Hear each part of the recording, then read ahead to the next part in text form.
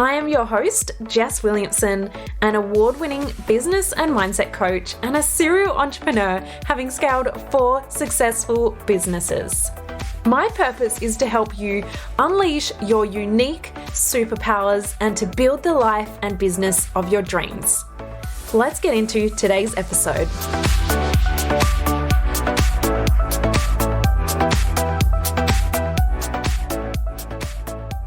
Today's guest is Clare Wood. I have followed Clare on Instagram for quite some time.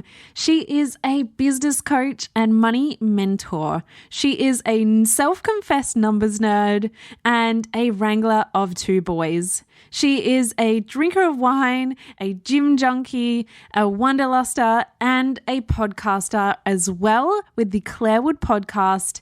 And I was recently on her podcast as well, so we will put the link in the show notes for that one. Go and check her out. She is amazing.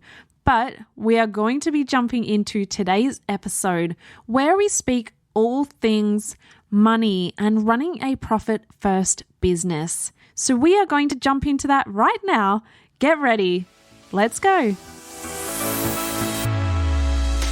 Hey, Clare. I am so excited to have you on Couch Chats today. Hi, it's great to be here. I have followed you for a while now, and I'm so excited that we finally properly connected. So I'm excited to get to chatting. I'm excited too. Thanks for having me. So we are going to chat all things money. You are an absolute whiz at money mindset, building a profitable business, and keeping money front of mind and working through all of that fun stuff as well. So we're going to chat a lot about that today, but I would love to start with where it all started. Firstly, have you always had this great relationship with money? Oh gosh, that's a whole other story.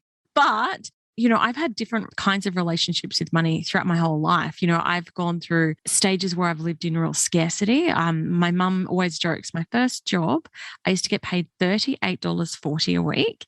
And I'd ask my parents for $1.60 so I could bank $40 rather than my God. $38. So I've been, at that end of the spectrum. I've also lived a crazily wild life where I traveled around the world. I once had a whole year off and just traveled for an entire year, spending a whole bunch of money and having a whole bunch of fun. And then obviously coming to run my own business as well has really changed my relationship with money again.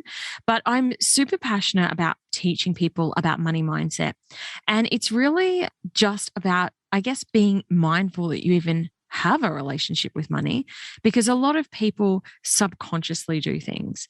When I was younger, obviously I was a massive tight ass, but that came from my childhood. We didn't have a lot when I was growing up, and I desperately wanted to hang on to any money that I've got. And then I went through a phase where, like I said, I was completely reckless with money, having a bunch of fun, which again was rebelling against my earlier childhood. And what I empower people to do is to just explore and understand, well, how do I feel about money? How am I around money? Am I careful? Do I not spend a cent? Do I spend way too much? And helping them to change that into more helpful money habits. Yeah, I think that's so important. I can totally relate to the scarcity mindset of when you were younger. I remember this memory always sticks with me where I really wanted this cardigan and it was like $30, which, wasn't a huge deal. But my mom was like, Jess, do you really need it? Like, do you really, really need this cardigan? I was like, Mom, everyone's got this cardigan. I need it.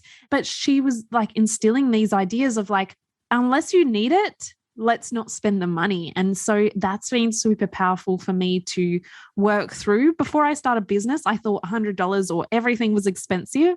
And then you start business and you're dealing with thousands of dollars. Everything is expensive, but it changes a lot through that process as well. So I think it's so interesting. Yeah, 100%. So now that you started a business, you are just helping people so much with their money. What I'd love to know is, what is one of the biggest mistakes or challenges that you had with money along the way since starting your business? I talk really openly about my money challenges along the business journey because I think it's really easy to look at successful business owners and think that they've just had it easy, or, that the journey to where they are has been simple for them. It's really easy for us to, put people on a pedestal or think that they haven't gone through challenges.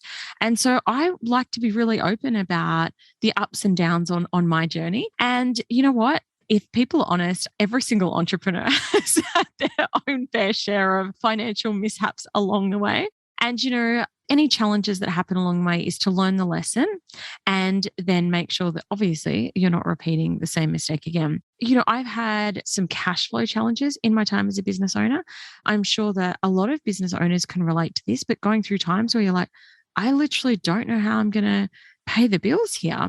What money mindset is about learning to keep the faith, keep showing up even when times are tough. But when you're in it, it can feel terrifying. It can feel really overwhelming. And to be clear, this isn't something that happens to people, in the early days of business. I've worked with 7-figure business owners who literally have no idea how they're going to pay their tax bill and are completely freaking out because, they've got big teams, they've got warehouses. So, that's something that has happened to me along my business journey. And I shared a little bit about that on my podcast. Some other things that have happened is that I've had launches that did not go to plan. One in particular really resonates with me. My first launch went quite well, actually. I sold 24 of my very first course that I ever launched, which was a fantastic first launch. So you can imagine, with all the confidence in the world, I was convinced I was going to sell 100 at my second launch. I invested a bunch of money into Facebook ads, into team, into getting everything really slick, and I sold 5. That was absolutely crushing for me at the time because I'd lost money on this launch. And, I'm actually a qualified accountant by trade. I'm a CPA, and I couldn't get out of my head that I'd lost money. All that work, the weeks of planning, all the money I've invested into it. And now I'm walking away from the whole thing with bloody less money than I came into it. Those have been some of the things that's happened to me. And through my money mindset work, I've learned how to perceive the challenges really differently. And yeah, I'm finding that more and more when I do have challenging times in business now, I'm looking at it totally differently. I'm not a loser. I'm not a failure. I'm like, okay, well, I've learned a good lesson there, and really starting to shift my thinking about what's going on. Yeah, I think that's so powerful because I think a lot of people see things as a failure or that they've lost money. And I actually had to work through that last year when I booked my Sydney and Melbourne events, and the world had a different plan for me. So I lost a ton of money. We'd set up, the catering had been done, everything, the balloons, the expenses had been made. And so for me, it was super disappointing to have lost the opportunity to run an amazing event, and everyone was disappointed. And for me, the biggest thing that I realized through that experience is how far my money mindset has actually come in what you're saying, because I lost thousands of dollars. Like, it wasn't $2, it was thousands of dollars that I lost as well. And I had to separate myself from that. And I said, money goes, money comes, money flows, in and out. And I just had to let it go because it wasn't worth the stress. But one thing that made me realize how far I'd come with that was when I went for a massage, because I was like, I'm stressed. I need to have a massage to relax. And I told the lady about it just very briefly, and she was just freaking out. She was like, oh my gosh, I didn't even say how much. She was probably assuming I lost $100. And she was like, oh my gosh, how can you lose that money? You should go get it back, or all this stuff. And I was like, okay, thanks for the tips. Now let's get on with the massage. But that made me realize how far I'd come, because most people do probably think in that way. And I think that's such a valuable lesson that you now share with your clients as well. I've actually got a great story that's very relevant. Yeah. One of my coaches hired an extremely expensive coach, and she was terrible, like absolutely terrible. And my coach said to me, it has taught me what kind of coach I never want to be. And she's like, if that's the one lesson I've taken out of it, it's something that will change me forever. She goes, it's a very expensive lesson to learn, but she's like, I never want my clients to feel like that. See how just looking at the same situation differently can really be such a mindset flip on exactly the same situation. So yeah, I love that. So powerful. So powerful. Amazing. And thank you for sharing that, on your platforms and everywhere as well, and being so open about talking about money. And so we are seeing, which is great, a lot more people talking about money and being open about how much things cost or how much they invest or how much they are making. And so I'm all for it. But what are your thoughts on that? Because I do see a lot of people still maybe being triggered a little bit by it, or perceiving it as arrogance or greed or whatever it is. So what are your thoughts around sharing income online? Yeah, look, there's a couple of things that I want to say on this subject. Firstly, I love when people talk about money, because I think what it does, and yes, it's going to trigger some people, but what it also does is it empowers a lot of other people. I know that my whole business journey has been spurred on and inspired because I see people around me and I go, wow, she's making how much? I want to make that much money. That super excites me. And especially when we see other people who are just everyday people doing really well, it's really exciting and inspiring to go, if they can do it, then I can do it. And if no one's talking about money, if no one's talking numbers, then we don't really know that. The only reason that I know that people are making tens of thousands, hundreds of thousands, millions of dollars, tens of millions of dollars is because they're sharing that openly. There is another side to that coin that I really do want to talk about, and it's something that I'm really passionate about. I'll stick my hand up and say I am so guilty of this as well, but it's that we don't talk about profitability. In my background, I worked in the corporate world for many years, and everything is profit focused, right? Like sales will be like, we made this much profit. Oh, we also made this many sales. And I've come to small business world and I'm like, why the hell does no one ever talk about their profit? And like I said, I'm sticking my hand up. I'm totally guilty of this. I'll say my client hit $1 million last year and not give the context of their profit with it.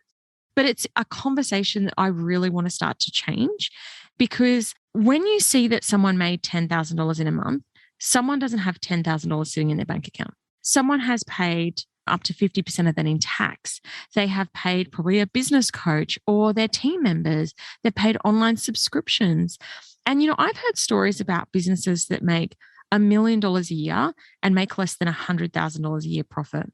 I've heard stories of, people having $100,000 launch and they spent, $90,000 on their expenses associated with the launch. And like I said, I've definitely played into this story as well. But moving forward, it's something that I really want to just remind the listeners that when you do see someone sharing their money, be inspired by it, be triggered by it, but also ask the question of like, what's going on behind that? And really understand that that is not a profit number that they're sharing. There's probably a bunch of expenses that they've had behind that as well. Yeah, absolutely. And I think it's so important. And one thing I just want to maybe point out in regards to that, I think everyone needs to be aware of their own profitability and what their real goals are in their business. Something I actually shared on a podcast last year was that I think what you're saying is like 100% spot on. But then what I was seeing was the people who were getting triggered by it would then try and rationalize others' success. So I think what you said was so spot on about be inspired by it. Don't try and rationalize or bring others down in a way to make yourself feel better. So again, it's just coming back to what is this bringing up in me? Why am I thinking this way? But it is so key to say, okay, they made that. Rationally, I know probably not profit, it's sales. But if you're doing it coming from a place of comparison and saying, oh, I feel really yuck that they're doing so much better than me, let me just rationalize it and say, well, hey, that's not even their profit. They're not doing that good, to make yourself feel better, to just be aware of that as well. Oh, I'm finding with this money mindset work, just constantly catching myself. So I have an example. I saw a coach who's grown really, really rapidly, heard about her, and I went and checked out her content. And the first thing I said is, oh, her content's not that good. And straight away, I was like, oh, it's obviously triggered me. And the reason is because it's something that I desire. Yeah. And I think that if you don't want something, then there's no emotional charge to it, right? Like if I see a guy driving a really flash car, I don't really give a shit. Like I don't care about cars. So it doesn't trigger anything emotionally in me. Whereas like if I'm finding myself getting jealous of someone else, if I'm finding myself judging, usually it's because there's something in there that I desire. Usually there's something like, oh, I wish I was making that much money. And to your point, like if you are finding yourself having a go or trying to pull apart other people, it's probably because there's something in you that's unhealed. Yeah. And I think even just having that awareness, so catching it and saying, oh, I'm thinking this way because I want this, then you can ask yourself the question, okay, if I want this, how can I work towards it? And then it almost eliminates all of that bitterness, all of that feeling towards the other people, and then it brings it back to you. So I think that's really, really awesome and such a great tip as well. It's an interesting conversation. It's a triggering one, but I think it's one that we need to be having in small business. Yeah. Now, this is a trap that I see a lot of business owners fall into, is that they are focused on more clients, more sales, more clients, more sales. And that's something that I talk about in regards to a lifestyle point of view on why you're always chasing more. But from a profit point of view, how can they maybe bring the focus back in? Because profit is obviously sales and costs that are internal. So how can people start to be more mindful and then bring back more focus to building their profit? So something I'm a big believer in is intentionality. You know, people often say to me, well, how much should I spend on a coach? How much should I, like, how many people should I hire? And I'm like, I personally think that everyone is different. And who am I to put a percentage on what is an appropriate investment for you? So let me share what I mean by that. I am quite comfortable with risk, probably more than the average person. And if I get a good gut feeling about hiring a team member, hiring a coach, I probably would lean into a higher percentage. I'd be comfortable to lean into a higher percentage of my income than perhaps other people would. So i.e., I'd be willing to go, I'm so confident that my profit will grow in the long term that I'm happy to sacrifice my short-term profit, knowing that this will pay off. Whereas I think for other people, and this is something that I remind people all the time, if you invest from a place of, holy crap, if I just spend a bunch of money on it, hopefully it will work, that's coming from a place of lack. That is not investing from a place of expansion. Investing from a place of expansion is, I feel so excited to be in the energy of this coach, to be up-leveling my website, to be hiring this person. It feels 100% like the right thing to do. Then that is a great place to be investing from. And again, different people have different, capacities to invest. So some people are happy to go and spend all their savings on something that feels right in their business. Whereas for other people, that would feel terrifying and feel like crap. And I know I had someone on my podcast, and she shared she actually mortgaged her house to go and do a program. And that felt good for her. She's like, I didn't feel scared at all. It felt like 100% the right thing to do. Whereas for me, that's not something that I would necessarily do. So I think it's really about being like, what do I want? And how comfortable am I to invest to get there? So this last year, I've lowered my profit percentage of my overall sales because I've been intentionally investing in my business a lot. I've worked with a really amazing global coach. I've redone my website. I've done a new brand. I've hired, but I had a plan. I set out my budget at the start of the year and I said, this is what I'm going to do. This is what my budget looks like. So when I came to make these investments, I knew that I had the revenue coming in to cover it. I felt really confident in the long-term potential of these investments. And I think this is what I would say to people. The more that you can be planned, the more that you can have your strategy in place and say, yeah, I'm happy to do this for a period of time, but I'm doing it intentionally. I'm not just winging it. I'm not just throwing spaghetti at a wall and hoping like hell this works. I'm very clear about what I desire and I'm doing it in a very strategic way. Oh, I think that's just with everything that we do in life. It comes back to that mindset and not being in that scarcity mindset, especially when it comes to money. I would love to finish off with, like, if you could give people one tip and you could only share one tip for, with the whole world when it comes to money, what would that be? Just changing the story, the narrative that you have in your head around what's possible for you can completely change your life. I found my old journals and I used to write, I have a house by the water. I live on the water. I've got a house by the water. I used to walk through houses on the water near the beach. And I've just bought my house on the water. I just want to share with everyone that whatever if you see someone else doing it, you can have that for yourself if you believe it's possible and you chase it. And that's the one thing that I would say to people, like, have big dreams and chase them. I think that is just so important to just know that money is everywhere. And why not claim your piece of it? Yeah, love that. Beautiful. So how can people connect with you, find out more about you, and just soak up more of your amazing money knowledge? Well, my favorite place to hang out is over on Instagram. So I'm at Clare_Wood_coach, and Claire has no I in it. So it's CLARE. It's a bit of a tricky one. And I also have a podcast called the Clare Wood Podcast. I've got the lovely Jess coming on it very soon. So make sure you keep your ears peeled for that episode as well. So those are probably the two places to best connect. And you make sure you pop me a DM and say hi. I love to chat to people over on Instagram. Yay. Well, thank you so much. It's been so fun chatting with you. I feel like we could just sit here all day and chat away. You're in your closet at the moment, so it might not be the comfiest spot, but hopefully we get to connect soon. That sounds wonderful. Thanks so much for having me. What an episode. That was so packed full of value, and Claire really knows her stuff when it comes to money.